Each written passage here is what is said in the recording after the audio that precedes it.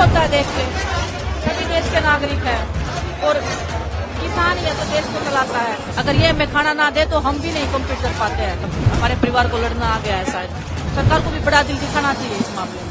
मैं पूरे देश की हूँ सर, मैं पूरे देश की हूँ। 200 दिन पूरे हो गए हैं किसान आंदोलन को।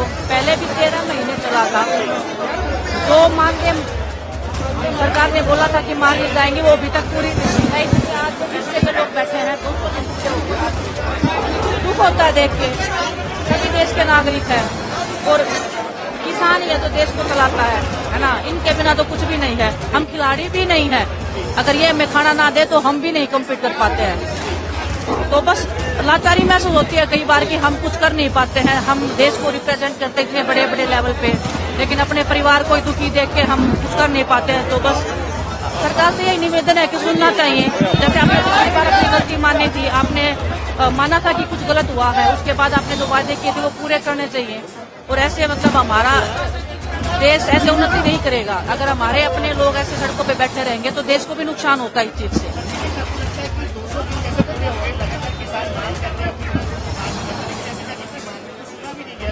वही बहुत दुख की बात है, वही बहुत दुख की बात है कि 200 दिन हो गए हैं अभी भी बैठे हैं। लेकिन हौसला देख के मुझे ऐसे लग रहा है कि हौसला जू का चोर है ना।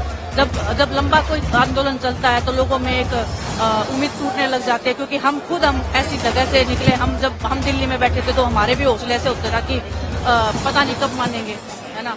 लेकिन हौसला देख के ऐसे लग रहा है कि आज पहला ही दिन है। हमारे परिवार को लड़ना आ गया है, शायद उनको पता लग गया है कि अगर उनको अपना हक चाहिए तो मेरे ख्याल से उनको सड़क पे आना पड़ेगा, उनको लड़ना पड़ेगा।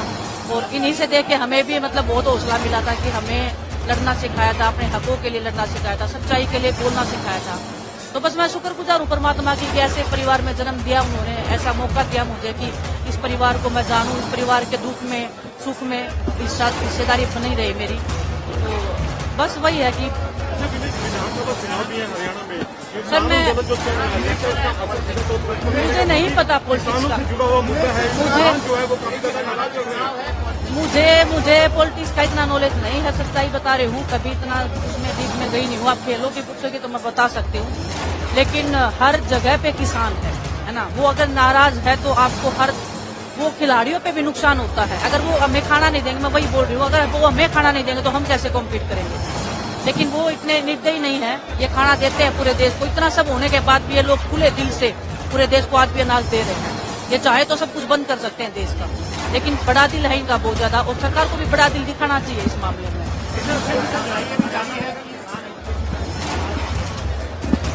क्यों नहीं देंगे?